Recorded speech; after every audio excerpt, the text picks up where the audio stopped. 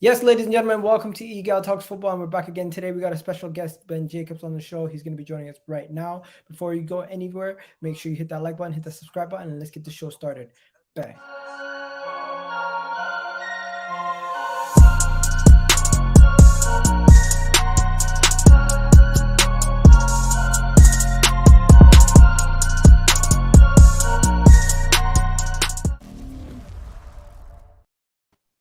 Hello, ladies and gentlemen. So yes, I did not lie. There's no cap. We got the wonderful Ben Jacobs in the house. As you guys already know, this is the number one guy when it comes to transfer news over there at CBS for football news, and he's been doing a great job covering the World Cup in addition to covering club football as of late. How is your time enjoying the World Cup, Ben Jacobs? Yeah, it was great. Always enjoy coming on and talking Arsenal. You may notice my Christmas jumper. It isn't Gunnosaurus, but it could definitely be construed as Gunnosaurus to allow me to have a little bit of Arsenal flavour as we head into the festive period. But the World Cup was great. I predicted Argentina actually to win it beforehand, but I don't think any of us could have guessed at the circumstances. Losing the opening game to Saudi Arabia, Messi then starting to lead by example, score key goals, nearly the top scorer, the top assister, along with Harry Kane, by the way, and then that finale. And it was a strange final in many ways because it had an element of predictability to it early on after Argentina got an early lead, and then France kicked into gear, and both Messi and Kylian Mbappe couldn't have done anything more. And when it was 2-2, it was finally poised. And then Argentina in extra time again got their noses in front. And we thought the script was written, but it wasn't because Kylian Mbappe had other ideas. But actually, the most striking thing for me that was quite, I think, reflective of the entire World Cup was a passage of play for probably only 20 seconds, right at the very death when it was 3-3 and France had one opportunity, and Emi Martinez, stunning throughout the tournament, made an incredible save with his left foot. Ball ricocheted out, down the other end, Argentina went on the counter-attack and almost scored themselves. And that franticness, that pulsating tempo at which the tournament was played, the quality of football, but also of drama, the atmosphere, the Argentine fans, the Morocco fans, what a fairy tale that was. All of it, I think, ended up giving us a one-off football tournament. And we have to, I think of Qatar in lots of different ways. Should it have had the tournament, the human rights issues, everything off the field, but on the field, fantastic atmosphere, brilliant stadiums, high quality of football, amazing drama, and a sentimental fairy tale ending for Messi and Argentina that I think anybody that loves football, any neutral, can really buy into. And then throughout the Middle East and North Africa, so many storylines resonated. The Messi winning naturally because of how much affection there is for him within that region. The Morocco story, a lot of those that are African and also from the Middle East and North Africa got behind that particular story and a historic run to the semi-finals as well. And what I loved about it was a one city World Cup too. The fact that everyone's in one place. So if you're English, you can laugh at the Germans going out. I say that very flippantly. I've got huge respect for my German friends and that national team, but you're there. And you wouldn't normally be, because in many World Cups and big events, you're split across cities and you can't get to all of the games. But I found the opportunity to get to multiple games a day during the early stages. I went into the Souk Waqif. It was very inclusive. It was culturally fun because you had South Americans getting involved in Middle Eastern culture. You had Middle Eastern people showcasing their culture in that souk mentality, having late meals with lots of fans from lots of different areas. And I think you got the Europeans as well, buying into it as well and realizing that there was a cultural hub that not everyone was used to, but everyone could get on board behind. And I loved every minute of it, working at the games, seeing the storylines unfold, being part of the culture as well, and to have that kind of ending where Messi finally gets the missing crown jewel, the final trophy that he's never won before. I just think that was, other than England winning it, the perfect ending. The icing on the cake. Obviously, I was rooting for France, but unfortunately they lost. But it is what it is. I thought it was a great World Cup, and honestly, you could be a narrator. The way you said that right there, that was amazing. I think the script, you could have thought it was a Hollywood writer that wrote it. The way that way that it ended. But yeah, getting back to football, Premier League football, of course, because international football is now over. I think having it in the middle of the season actually benefited the players because they seemed that they were at their top fit form. But a lot of people are here for Arsenal, and 6 days away from the Premier League being back, Arsenal facing West Ham. Do you think the World Cup happening kind of put everything on hold for business behind the scenes, or do you think people were busy throughout this whole time period? Busy for sure. We wait and see how the World Cup impacts the transfer market. But generally speaking, January is a quieter window and clubs are lining up their business before the World Cup. And if they had a World Cup target, sure, it could crystallize a decision. But a lot of the meetings taking place were not necessarily in Doha. There was a big scouting presence in Doha, but actually, as I understand it, many of the big clubs did their meetings in either Dubai or Abu Dhabi, and several clubs were out there. And the reason for that is because it's a bit away and under the radar. And that is how generally a lot of senior executives at football clubs like to do their business. You don't want to be seen in a stadium necessarily taking a business meeting, but what you do, particularly with longer term targets with a view to the summer, is you try and get to the player and their family on a social side to gain their trust and build up that chemistry and relationship, because that's so important when you're planning for a big name. So a lot of clubs, for example, were meeting with Jude Bellingham, not again in a formal sense, but just saying a hello, or no doubt talking to his family or friends to try and lay some groundwork. But if we're actually talking about January, those meetings were either advanced before the World Cup or took place outside of Doha. And I think that it's interesting from Arsenal's perspective, because they will be looking not to rock the boat too much in January. They have to move potentially if they're to replace the injured Gabriel Jesus. And naturally, Mudryk will be another priority target as well, as I've reported now for many months. But Arsenal need to make sure that they don't overly add depth or change to the point where they alter the chemistry. And that's the balance, I think, because if you look at last season, Arsenal had two major wobbles in the second half of the season that ultimately cost them Champions League football. One was in the middle of March through to the middle of April, where they lost 4 times in 5 games, starting with a home defeat to Liverpool. And the second one, and we can call it a wobble only because of the significance, was those 2 back-to-back losses to Tottenham and Newcastle. And the only other defeat in 2022 last season was the opening game in January the 1st, that 2-1 home defeat to Manchester City. So what Arsenal, I think, will be looking to do now, they've had a bit of breathing time. Now they've not had that congestive fixtures, which we would usually associate with kind of mid-December through to the early part of January, is just really assess and take thinking time to establish what they need to make sure that they don't have the same lull as last season in the second half.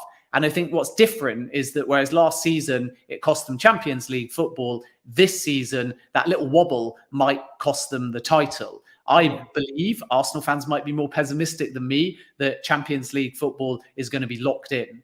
But if they wobble, and maybe even less so than last season, because a wobble might not be a run of bad fixtures, it might just be a key defeat here and there. But that might be the difference between winning the Premier League and finishing in second place or worse. And this is one of the considerations for Mikel Arteta now, to make sure that who he buys and what volume he buys still protects that momentum and chemistry.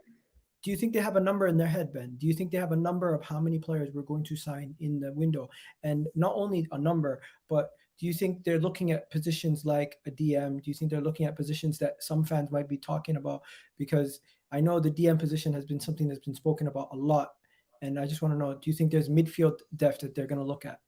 Well, I think if we're talking about players that could be thrown straight in, because of course they could move in the market for younger players and they could plan for their future, therefore. But if we're talking about people that are going to be involved / integral for this season, I'd be surprised if it's more than 2 or 3. So consideration number 1 is the long-standing, and that is a creative-minded goal-scoring player. And you could classify that as an attacking midfielder, a winger that can provide assists or goals, And then Mikel Arteta needs to determine if it's, for example, Mudryk, which is high priority for Arsenal, and we can go into that in a bit. He's not necessarily a direct replacement in the short term for somebody like Jesus. So do you therefore add a Mudryk because that's their plan?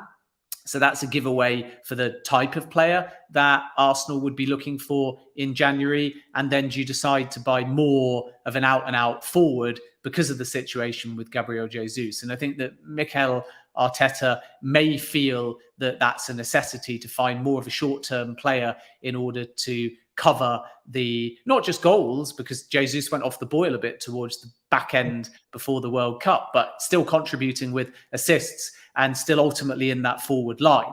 Mudryk, what you have to understand, is not like a Jesus. He starts wide left. Now, Arteta, as I understand it, believes that he could switch sides and also feels like he could be invited more to have that freedom to cut inside. He loves doing that anyway, and even potentially be used a little bit deeper in more versatile wide positions, either when needed or in game management situations. But at the moment, in Mudryk, you basically have a left winger, and quite an old-fashioned left winger that loves to cut inside. And that's not Gabriel Jesus in a like-for-like capacity. So easily Arsenal, therefore, could go a Mudryk or another creative-minded player and an out-and-out goal scorer on top of that. And then I think with the midfield, it's a case of waiting and seeing, because there's certainly room for Arsenal to go for a traditional midfielder, whether you call them central midfielder, box-to-box midfielder, or even defensive midfielder. And if you look, for example, at Jude Bellingham, I'm not talking about Arsenal specifically in Jude Bellingham, but look at where he played for England.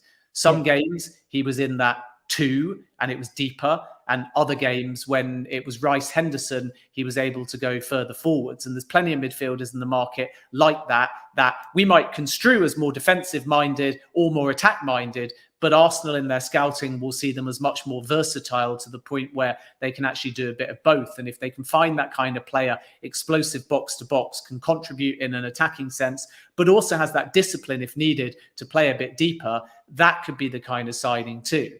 And Arsenal in the long run definitely will need depth in that area. But if you look at the first half of the season and those playing in that area, they're all on form. They're all contributing. So what's interesting, for example, with Youri Tielemans, much talked about with Arsenal, is that previously, building up to the season, there might have been room for an Arsenal outgoing to accommodate a player like Tielemans, but someone like Granit Xhaka continues to go from strength to strength. So it negates the need necessarily to move in the market in that area, because Fabio Vieira has contributed as well.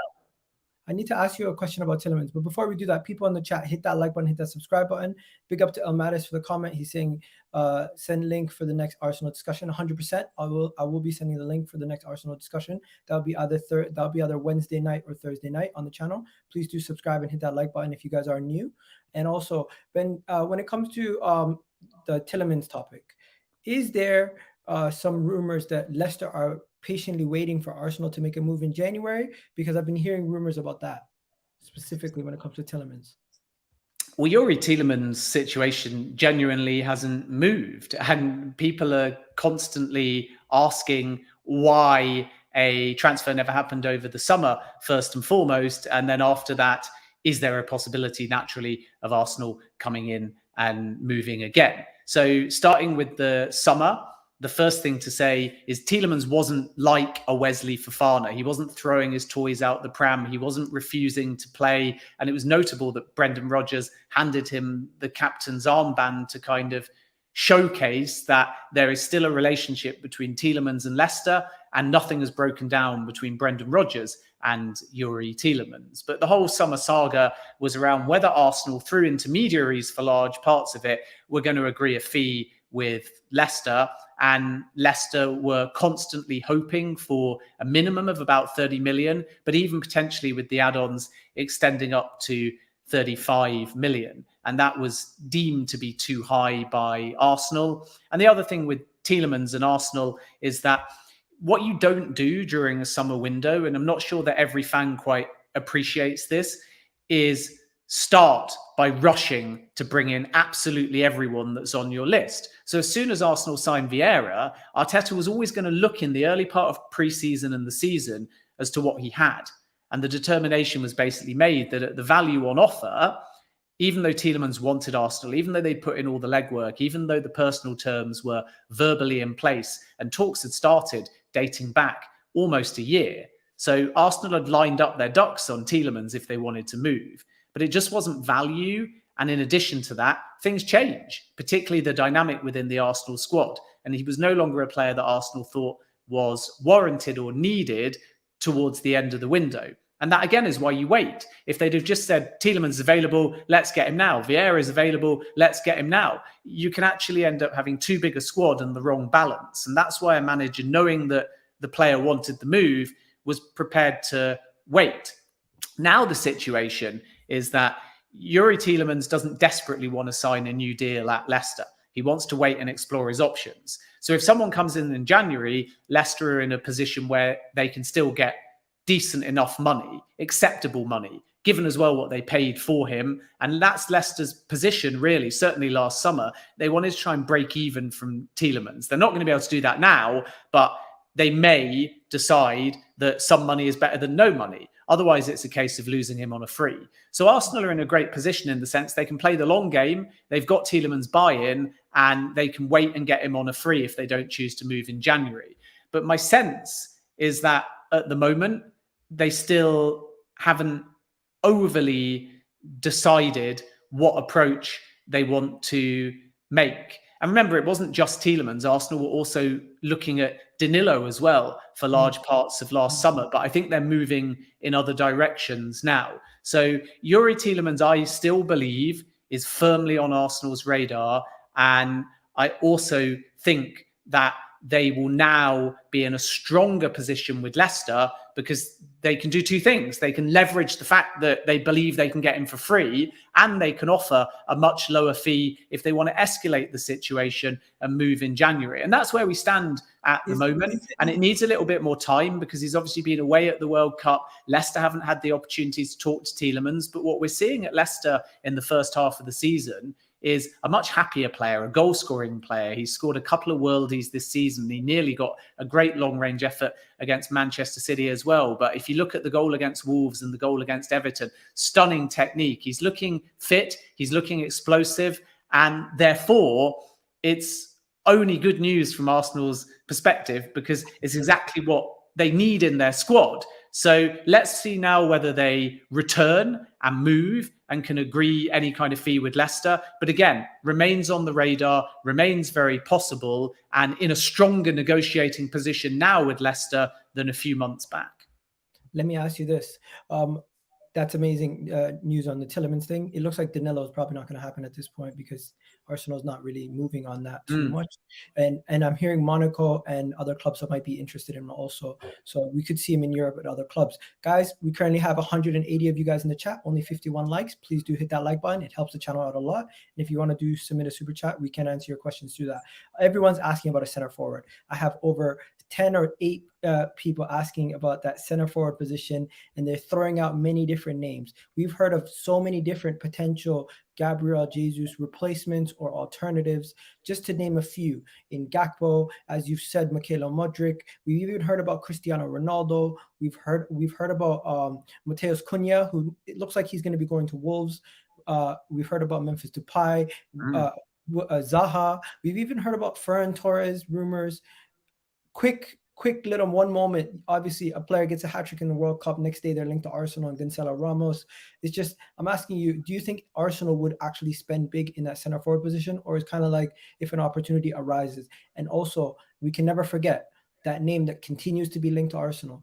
Dusan Vlahovic has also been one of those names. So I'm just asking, do you think Arsenal will get a center forward this window? And potentially, are any of those names some names that are high on Arsenal's list? It has to be the right name for Arsenal if they're to move for a centre forward, even with Gabriel Jesus's injury. And the names that you've mentioned are certainly part of Arsenal's long list of options. So if we start with Vlahovic, long-term target, they quite bullishly moved in January of this year for him, but it kind of just triggered Juventus to speed up their own offer. And before Arsenal bid, Juventus were only really thinking about the following window in the summer. But when Arsenal put down a very strong offer and tempting originally to Vlahovic, Juventus realised they had to move in the market. And at that point, Vlahovic wanted to stay within Serie A, and Juventus became his preference. And Arsenal were not necessarily particularly happy at the time by how they were strung along. And that might seem like quite a strong way of putting it, but definitely when Edu first came to the table, he thought there was a realistic possibility of forcing the issue. And by the end of the transfer, as I understand it anyway, he was a bit more exhausted by the back and forth. And that's quite interesting in the context of Rafinha, because if you listen to Edu talking about Rafinha, he says, and hindsight's a wonderful thing, and some of it, of course, is always PR, but Edu says with Rafinha, we, Arsenal, that is, knew that he didn't want us. So we walked away. And if you remember with the Rafinha scenario, Arsenal were again first into these club-to-club negotiations and player-to-player talks. And before Chelsea entered and made a very high and accepted offer, they believed they had a genuine opportunity. And then suddenly, Edu's claim at least is that he knew Barcelona was the end destination, so they walked away. With Dusan Vlahovic, Arsenal did the opposite. They fought quite hard and for quite long in a very short window to see whether anything was possible before eventually realising that they didn't stand a realistic chance because it was heading towards and ended up being a Juventus transfer.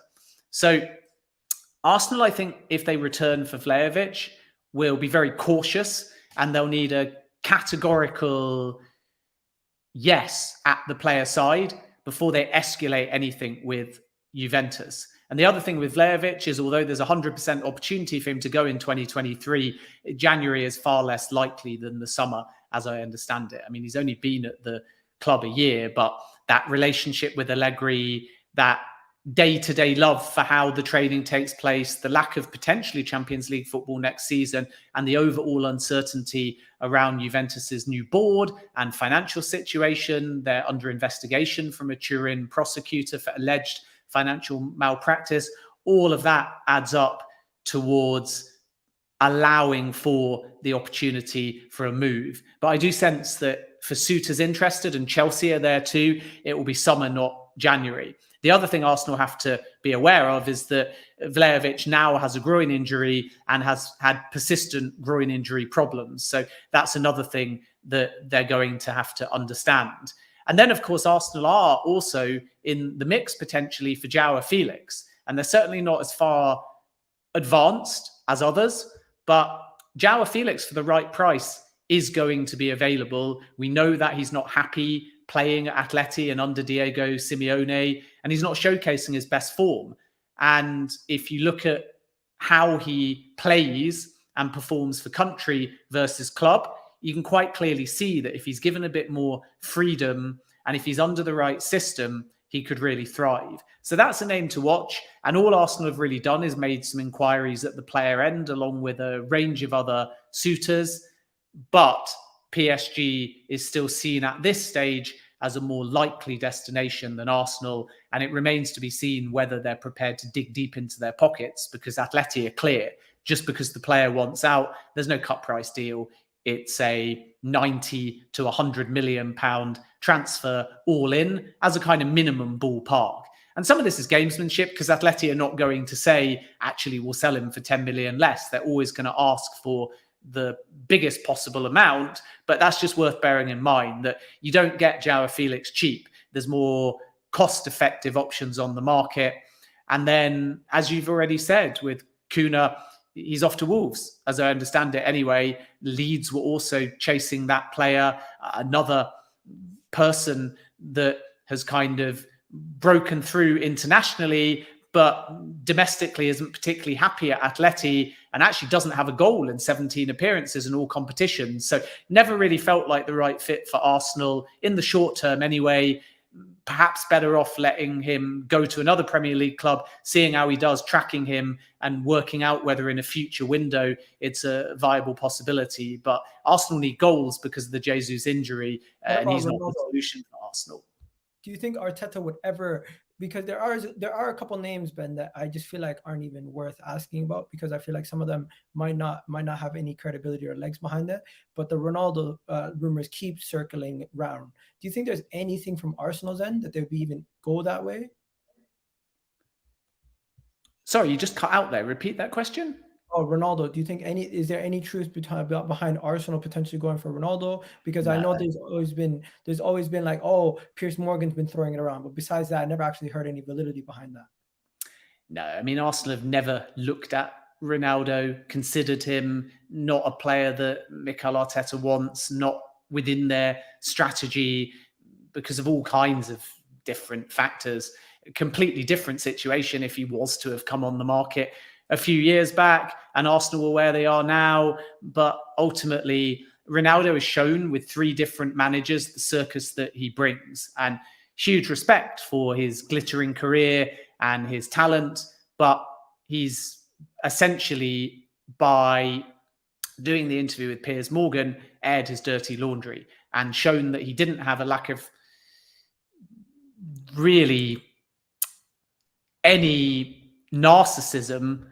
And if you bring that into the dressing room, even though it can be very positive because you want a footballer with a swagger, it can be very negative. And mid-season at Arsenal, imagine the poisonous influence that could have on an Arsenal team that are genuine title contenders. So if we look at Ronaldo as a player, of course he deserves consideration. But if we look at Ronaldo in terms of where he is now, his age, his demands, his wages, everything about him would rock the boat at Arsenal. And they've never reached out to Mendes. They've never entertained any talks. They've never had any consideration for Cristiano Ronaldo. And rightly so, because he showed he didn't respect Rangnick, manager number 1, in that interview with Piers Morgan. Then he said that the sitting Manchester United manager, Ralf Rangnick, he also didn't have any respect for, and then he was not happy about being benched at the World Cup. And if you join Arsenal right now, even with Jesus injured, he's not going to play in every game. He's not going to play in all of the big games. And therefore,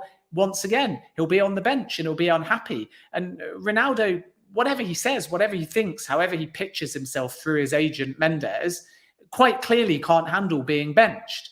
And if you join a big club and you're Ronaldo, any big club, then you're not going to play every time you want, because he's not at that stage of his career. And those that saw him last season would say, but he adds 18 goals. But again, we're now a year on, and a fallout on, and a free agent on. So he lacks the game time, he lacks the momentum, he lacks the camaraderie, he lacks the understanding with any teammates, because he'll be joining a new club, and he's 37, heading for 38. It makes zero logical sense on any level for Arsenal to even say the word Ronaldo within their recruitment department, because if they do, it's probably going to cost them a challenge for the Premier League. And we don't want that. We don't want that, Ben. I'll tell you that right now. A lot of fans don't want him either, and I'm one of them. When it comes to who Arsenal could actually get, Mykhaylo Mudryk has been the name that has been closely linked to Arsenal this whole entire window. And I feel like you, out of all people, have actually spoken to him, had a one-on-one interview with him. And I seen that interview, and it was very promising that he does follow the club closely. And it makes me feel like if anything's going to get done, the fact that we've been linked to him for well over a year does benefit us, even though there are links to Newcastle today. I'm not too concerned. I think this is the deal that Arsenal are going to be pushing forward the most. Would you say the same thing? Priority number 1. If Arsenal could only have one signing in January, I think they would take Mudryk. And then anybody else in that position that becomes available at a cost-effective price, they'll consider based on the balance. But Arsenal have been working on Mudryk since last summer. They never made a bid. And the reason for that is because Shakhtar's valuation was sky high. And because he shone in the Champions League, it's only got higher. And when I say higher, let's clarify what I mean. Everton made a formal offer for 30 million euros. It was rejected.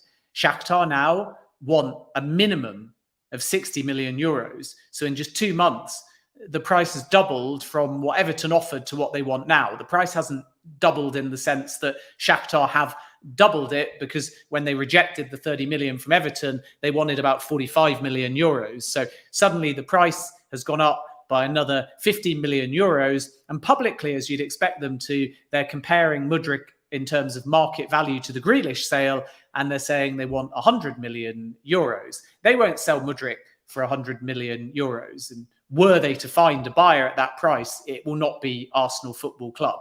Arsenal are hoping for 50 odd million euros with strong add-ons to take it somewhere around 60, 65 million euros and some kind of sell-on clause so Shakhtar can gain something that takes the value even higher were Mudryk to join Arsenal and be sold at a later date. And that is the kind of framework. Contrary to some reports, my understanding is that there's been no official bid. There's been no real verbal offer table. That it's a back and forth to try and get somewhere close before anything is going to be submitted on paper. And there's time to do that naturally because Mudryk wasn't at the World Cup and the January window hasn't even opened yet. But this is one I expect Arsenal to get moving with now quite quickly in a formal sense. They're not going to let this linger until the January window starts to close. They're going to move quite early in the January window and see what can be done.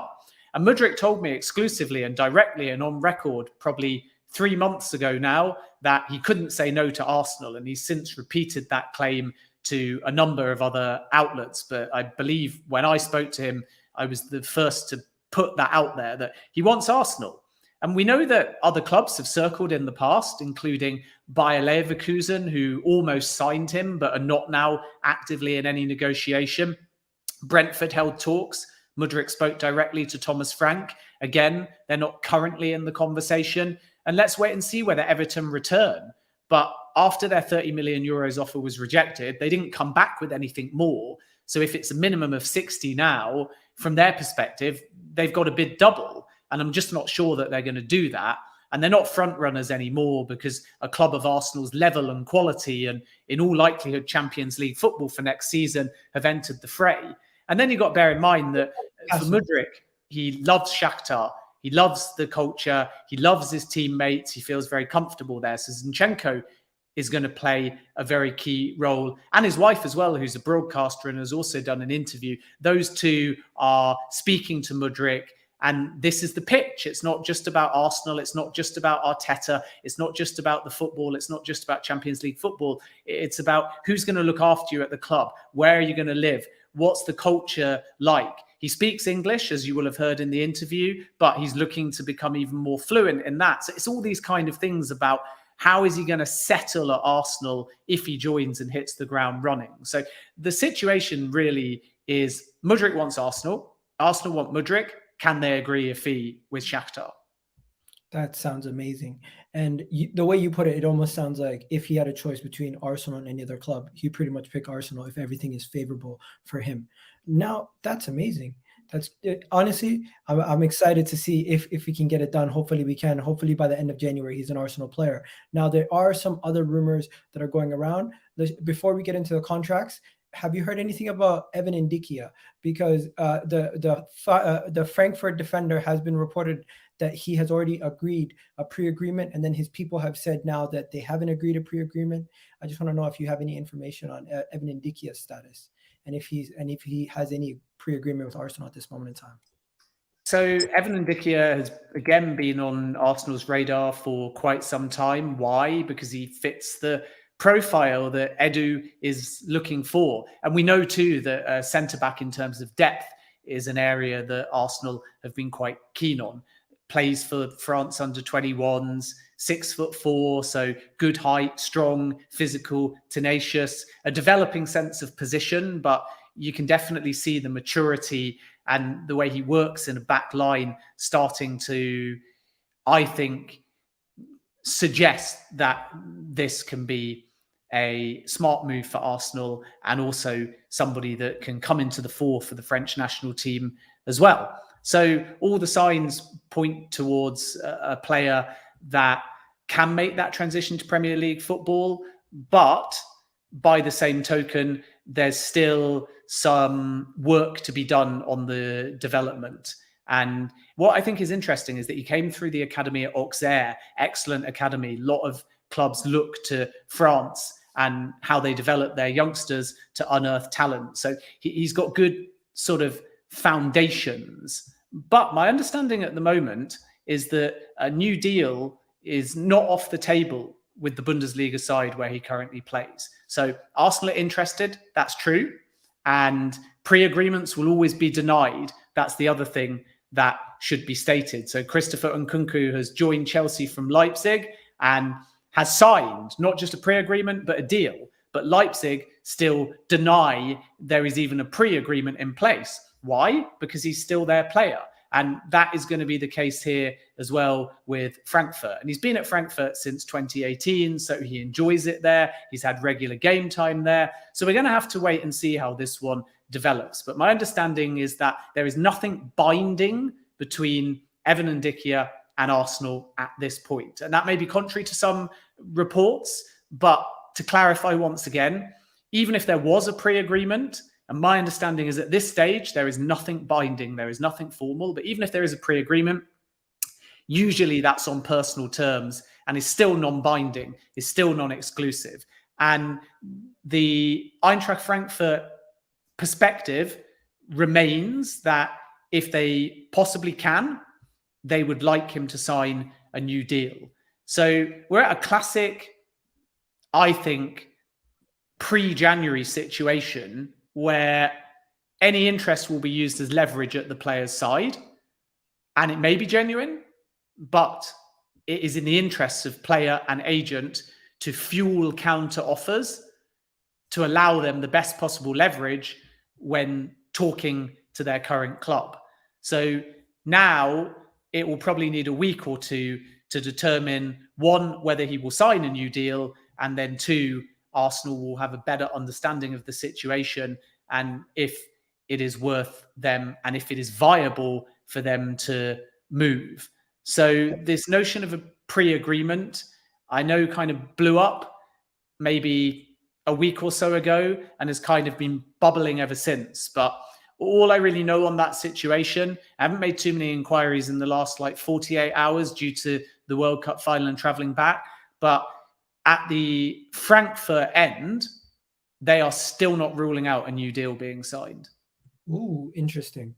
I was going to ask, on the Arsenal end, we're hearing reports today from Sport Español that Gabriel Martinelli might have signed a new deal until 2027, not confirmed by Arsenal yet. So we're not going to jump to any conclusions. But also Bukayo Saka and Willam Saliba, haven't heard any updates from their situation in a while. So just maybe asking you, have you heard anything on the contract and for those three stars? Because we need to tie them three down as soon as possible. Because I know Man City are sniffing around for Bukayo Saka, and Willam Saliba is getting interest from all the top clubs in Europe. And Martinelli's performance in Brazil for that one game had the Brazilian media raving over him. So just being in that Brazil setup alone could have interest from other clubs also. So do you have any information on those three? Well, Martinelli will sign. It's as simple as that. And long before any reports that a deal was edging closer, he'd said in public, just hand me the pen. So that's the first thing to say. It's the simplest of the three main ones that are outstanding at Arsenal. And he will sign a new deal. It's not an if, it's a when. And it's really just about ironing out a few specifics, particularly things around wages and potentially exit clauses as well. Then the other two are a little bit more complicated, but Saka is untouchable from Arsenal's perspective as well. In the short term, at least, they see him signing. But the contract extension with Saka will involve two things. One, naturally keeping him at the club and hoping that that is indefinite as long as he remains at his peak. But two, protecting any future sale. So whereas Manchester City are interested and intent on getting him in the long term, in the short term, sources there don't feel that they're going to be able to pull anything off. They're not going to be able to get Saka not to sign, but this will be the back and forth to lock in a Saka contract extension. It's about what terms can Saka negotiate into the contract to give him the ability to both stay and leave. And so I'm not misquoted on this. When I say stay and leave, I don't mean that he wants to have his cake and eat it. And I also don't mean that he's in any way not committed to Arsenal, because as I've said many times, when Saka went through international heartache with England and was horribly abused because of it, he was extremely appreciative of the Arsenal family and the way that they picked him up. And I still think that's such a big part of fueling that confidence and making him feel good about himself that has led to this incredible form for both club and country. And what a great World Cup he had. So Saka has loyalty to Arsenal, but naturally can use his agent as a kind of bad cop. So there's Arsenal now and Saka being invested in the project. But what if Arsenal after this season end up going backwards again and being that side that are challenging for Champions League, but it's never guaranteed? If that happened again for a few seasons, and a player has to think about both scenarios, the belief in the project and the progression, but also the opposite. Things can always turn the other way. So in the contract will be clauses that are beneficial to Saka and allow him to leave under certain circumstances, such as not qualifying for the Champions League, and Arsenal and Saka will have to find a common ground. So untouchable in the short term, but a lot is about not so much the money, but the structure of a renewal that allows Saka long-term options if things don't go according to plan. He's not assuming they won't go according to plan. He's focused on Arsenal, and I believe he will sign. But there has to be a benefit to Saka contractually and structurally. Otherwise, ultimately, he's stuck. And I don't mean that in a negative sense, but he's stuck at Arsenal unless the contract allows him to explore a move away if the project isn't moving in the right direction. What about Saliba? Because there's a delicate situation where we loaned him out 3 times. 1 time because of the contract, 2nd time because we made a mistake over loaning him out in the first place, and then this final time where he was loaned out because he wanted more experience in France. So do you have anything on Saliba's situation? Well, Saliba's had a bit of time now at Arsenal and is in majestic form and has become a fan favourite and is 21 years of age. And suddenly he is integral at Arsenal. And he's proving also he can score the odd goal as well. But you're absolutely right in what you say. I mean, it isn't just a case of the Marseille loan, and that went really well and he loved it at Marseille. It's a case of since 2020, pretty much. And after he joined from Saint Etienne, he found himself playing for the under-23s, and then the loan spell at Saint Etienne after he formally joined Arsenal, then to Nice, then to Marseille. So for a 21-year-old, he's been moved around quite a lot. Yeah. And finally at Marseille, they wanted him. They loved him. He played 50-odd games for them, and Arsenal brought him back. And I said at the time that Marseille's board were very divided, and a lot of people at that club felt that they should have fought harder to get him to sign after the loan spell, especially because they had Champions League football and there was a big divide there. And Frank McCourt, the owner of Marseille, is not particularly popular. A lot of Marseille fans would like them to sell, bring on board new rich investors. And it was seen as quite an unambitious move to not make more of an effort to get Saliba. Now, Arsenal's perspective is that whatever Marseille offered, they would have never agreed to a deal, and Marseille never had the money anyway. But that doesn't mean, from Saliba's point of view, before he returned, that he didn't want to stay there, even if it wasn't financially viable. Then he comes back, and Mikel Arteta, to his credit, threw him straight in, put his arm around the player and gave him a clear pathway. So Saliba's becoming increasingly more and more settled. But the only caveat to that, which makes it a bit more complicated, is that his form's alerting other suitors as well. And PSG want a centre-back, and they may or may not get Milan Skriniar at Inter. They tried last window, right the way up to the final minutes of the window, and they failed. But PSG's philosophy is buy young, buy French. And with a player, for example, like Rashford, or renewing Messi's contract. Because he's ex-Marseille, would he go?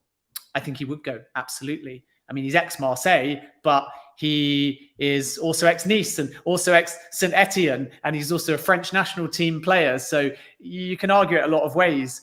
And I think that nothing would put him off joining PSG just because he's ex-Marseille. And ultimately, what he's looking for is a club for the long term that invests in him, that pays him a wage based upon not just his form now, but his potential. And if PSG come calling, he will strongly consider that. Like, you're right to flag the Marseille link. You're right to flag any rivalry, but I don't think it's a deal breaker that would stop him categorically from joining PSG, especially because let's not remember that where was he born? He was born in Paris and only about 10 kilometers from the center of Paris. So there's an affinity with Paris as well in many respects too.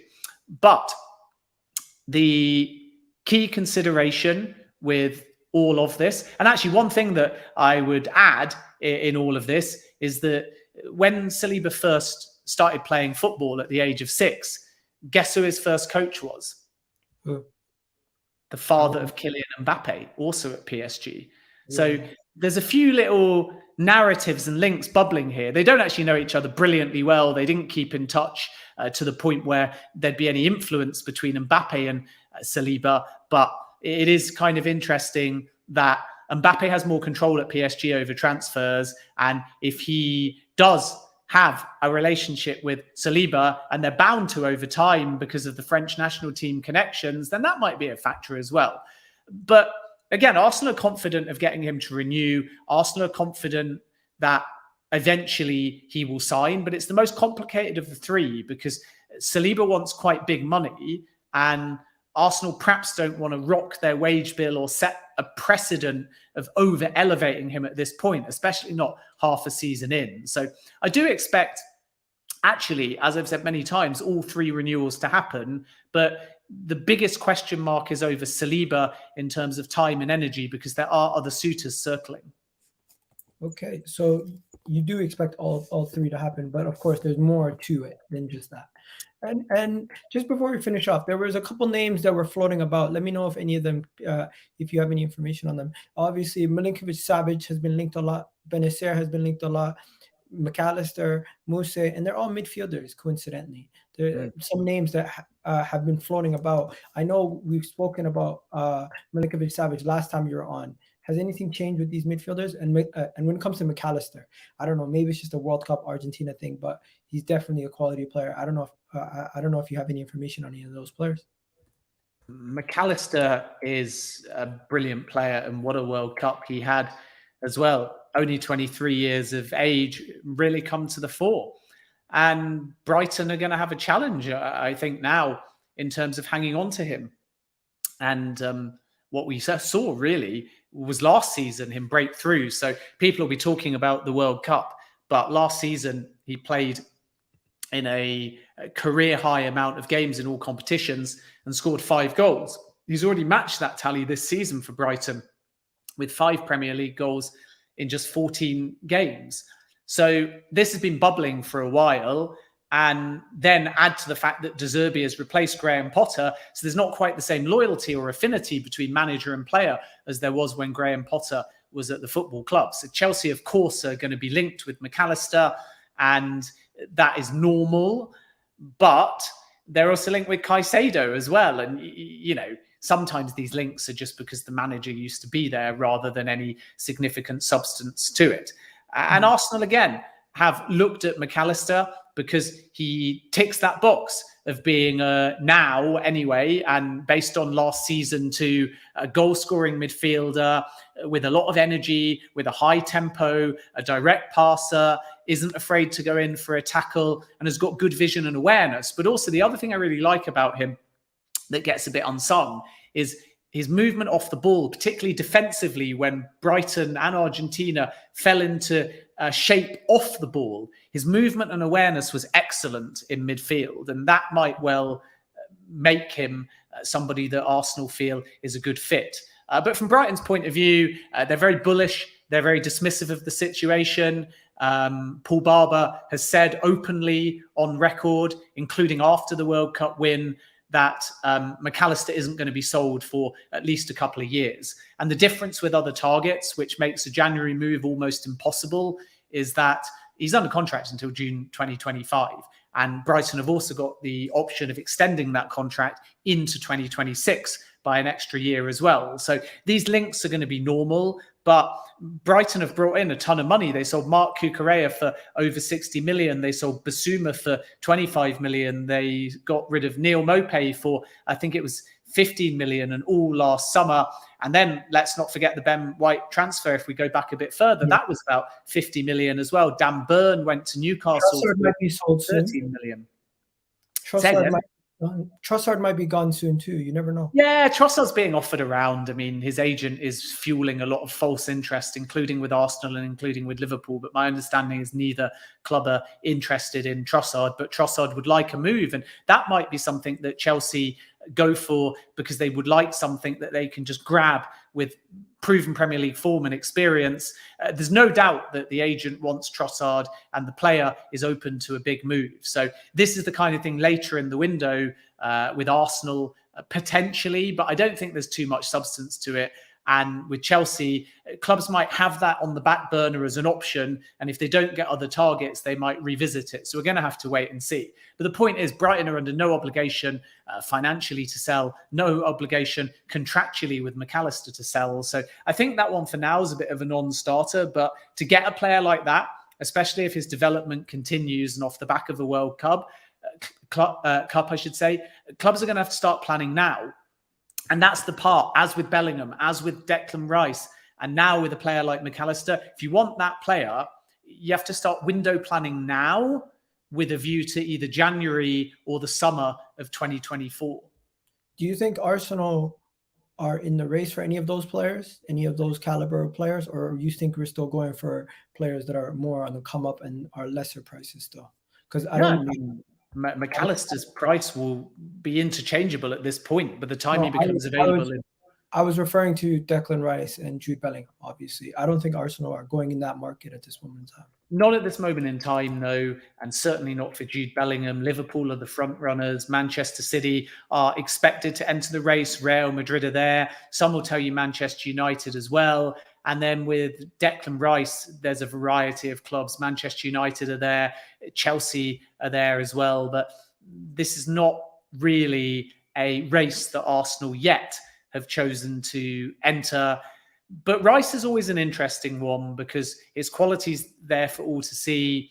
He brings a lot, and we know he wants Champions League football, and the price is going to drop. So what put off a lot of clubs, certainly with Arsenal, and it's due diligence, by the way, to look at all these players, because you're crazy as an elite level club not to do your market research. So sometimes the links come from the fact that you are going to scout, you are going to work out what the price is, you are going to ask the question. It doesn't mean that they're seriously on your shortlist, and it doesn't mean that you're going to move, but you're not going to just say, nope, I'm not even going to ask about 6 or 7 elite level players that any club would want if they could have them on the right terms and for the right price. And Bellingham obviously falls into that category. But with Declan Rice, it's kind of intriguing because unlike Bellingham, there's a chance he'll go for a lot less than West Ham have been quoting for the last year and a half. He's not going to be, I don't think, by the time he's sold in the summer, a 100 million player.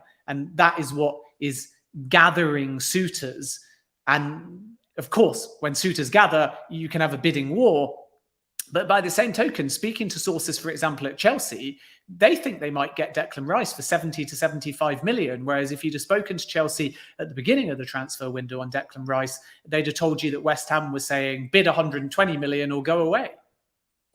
That's interesting. I was going to ask you though, is it common that we're linked to guys like Memphis Depay, Sergej Milinković-Savić, Wilfried Zaha, and it's just because of previous links sometimes? And it's not actually like rebuffed news, because some of these stories just don't make sense. Transfer windows don't make sense. That's the first thing to say, and I'll explain why. First of all, agents fuel news, but second of all, clubs constantly look at targets they don't want and hold meetings for players they don't want, and they do that again as a tactical move. And one reason is because if you speak to a like-minded profile of player, then when you then go back to the club and the player that you want, they know that you've held another meeting, because ultimately part of your diligence as a football club is to know what your rivals are doing and to understand the market. And how you get a player is not only about the price and the player desire, it's also about when you move. And when you move is determined by predicting how the market's going to move and who's going to become available and when. When's the right time to move? What's the right amount to move? So this is the gamesmanship. And I know that's frustrating to fans, but Arsenal are playing that game. So say Declan Rice, they might go and take a meeting on him intentionally. So then when they go for another player, they can say, you're quoting us 90 million for this player, but we could get Rice tomorrow for 70 million. And it can be used as barter and gamesmanship to get the best possible deal. So there's a lot more intrigue. There's a lot more almost Machiavellian style tactics. And it isn't just agents fueling it. The clubs themselves do this in order to get the best possible deals. And they do it directly and they do it through intermediaries. And it's also why clubs don't shout down rumours. But of the names that you have mentioned, Arsenal have had a genuine and long-standing interest in Milinković-Savić. What's put them off is arguably two things.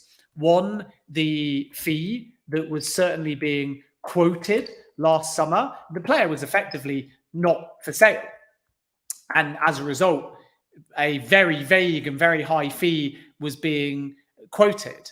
And now there might be a possibility to do a deal either in January or next summer. We'll have to wait and see. But Lazio are extremely tough negotiators and he's pretty happy there. And he had a great season in Serie A in 21-22 with 11 goals in all competitions. And he's already scored 3 this season in, I think, less than 15 Serie A appearances. We have to wait and see on that. But the fee quoted has always been very high.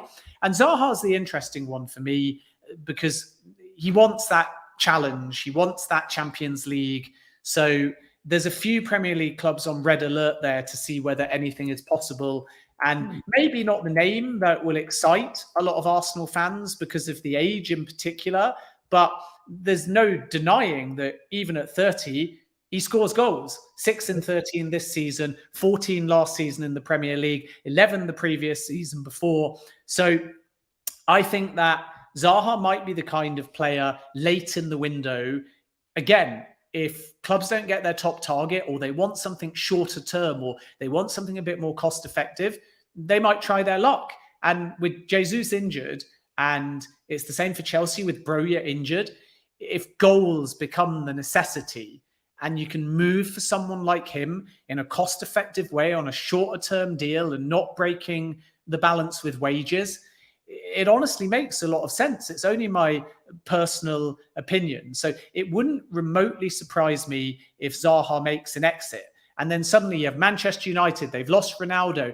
They might want something short term. You have Chelsea. They've lost Broja. They might want something short term. You have Arsenal. They've lost Jesus. They might want something short term. So I don't think that one can be discounted. But at this point, and that's what I mean about waiting to see how the market moves, Arsenal have not done anything. They've not escalated anything, but you will always keep tabs on a player like that because it's sort of win-win in many ways. You get a player that knows the Premier League. You get a player that wants the move. You get a player that's on red hot form. To clarify, when I say wants the move, I don't mean specifically to Arsenal. I mean wants one final challenge at an elite Premier League club that can give him European football, Premier League football, that kind of thing. So when you spell it out with Zaha, not the sexiest signing, not perhaps the signing that would make Arsenal fans think, yep, we'll take him because there's other bigger names, younger names available. But if you're looking not to break the balance, if you're looking to be sensible and if you're looking for goals, he's right there in front of you and he's open to a move. So